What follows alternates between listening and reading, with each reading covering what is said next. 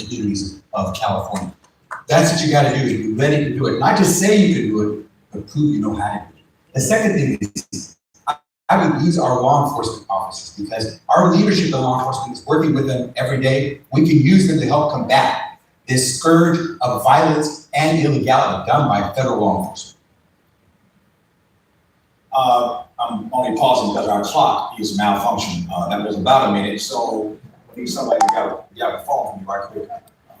I need a timekeeper or something. Just stop. Can you do this until we get this clock fixed? That was the human that started on that.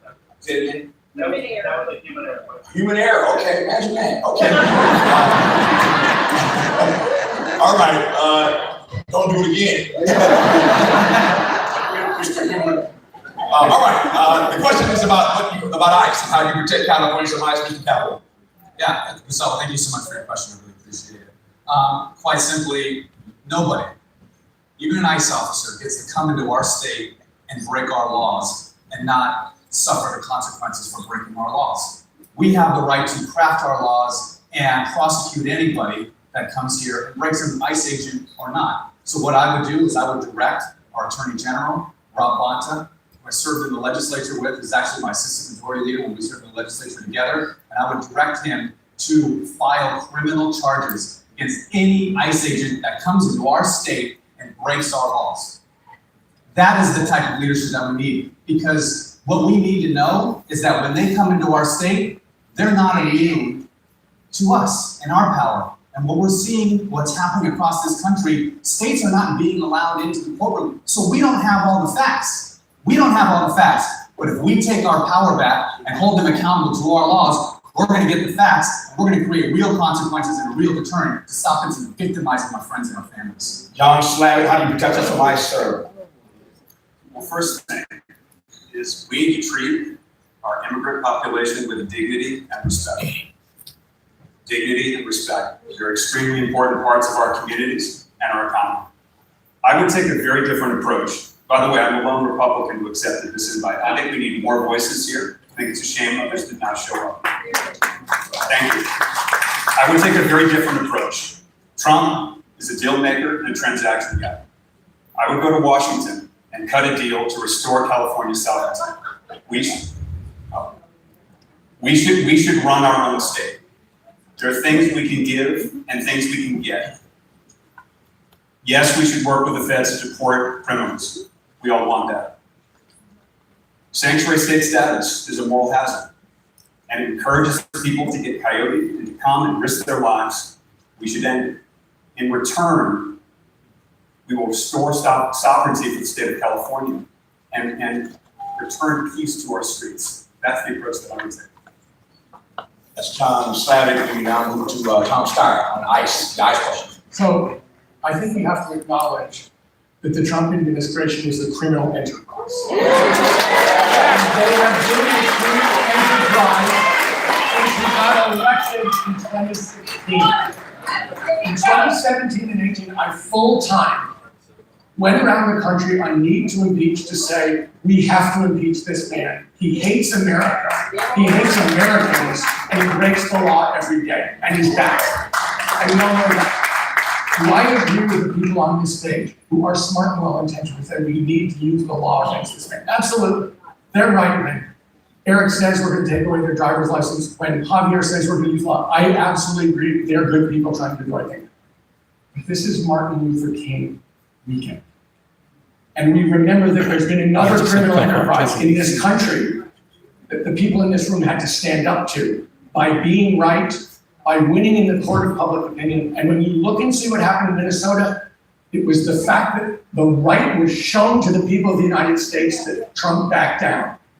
We have to try to be close to as good and as powerful as Dr. King to really do this. My mama might say, don't make me come down off this stage. I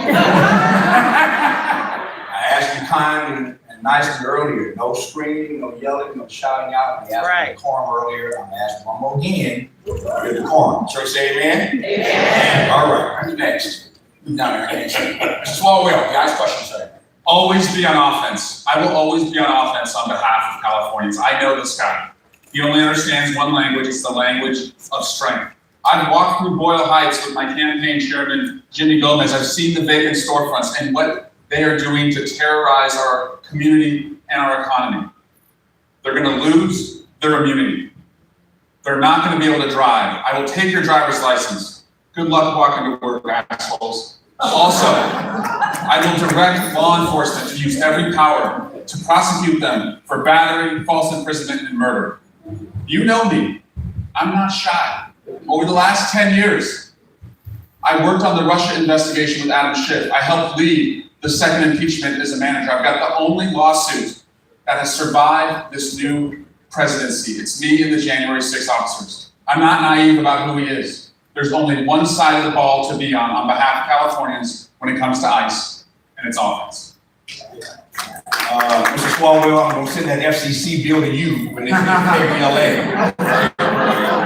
For that word, I digress. Don't do it again, please, sir. Please don't do it again. Tony Thurman, the ICE question. You can take as much time as you want. I'm glad you're on stage. I'm smiling, y'all. Trump is an out of control reality TV chump. And I can't wait till 2028 when we can tell him, you're fired. We gotta get him out of here. And listen, anybody who murders an unarmed citizen, ICE or not, we will prosecute you to the fullest extent of the law. And that's what we have to do. I've shared with you how already I've sued this administration on more than a dozen occasions to take back from him what he has stolen. He stole $6 billion from this state for immigrant students, for summer programs, and we sued his, you know what, and got that money back. Again, we passed laws in this state that says ICE has no place in a single school district in this community, and ICE has no place in our hospitals and our emergency rooms. I'm saying that to say I'm not just gonna tell you what I'm gonna do, I'm reminding you of what we have done. And I will work with Congress as governor to create a pathway to citizenship for all immigrants in our state. Very quick comment, just so you don't think I'm being accused of enjoying Mr. Swalwell. Live on radio, there's certain words the FCC said he cannot use on radio, and the a-hole word is one of those words. So I just want to let all the candidates know. The buildings are asking. I understand. All right, Mayor Miragosa, the ICE question, sir. I think it's pretty simple.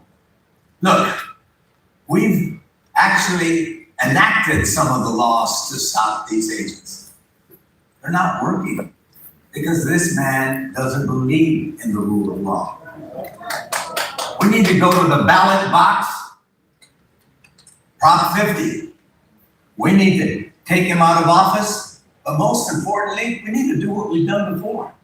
I came out of the civil rights movement, the Chicano movement, helped start the Black Student Union at 15, and then the United Mexican American Students, and then led the walkouts. We know what a movement can do to change the hearts and minds of people. We are going to have to engage in a nonviolent movement. We're going to have to grow that movement, feed that movement, nurture that movement with small victories. They'll begin at the ballot box. We've got to get rid of the majority in the House right now.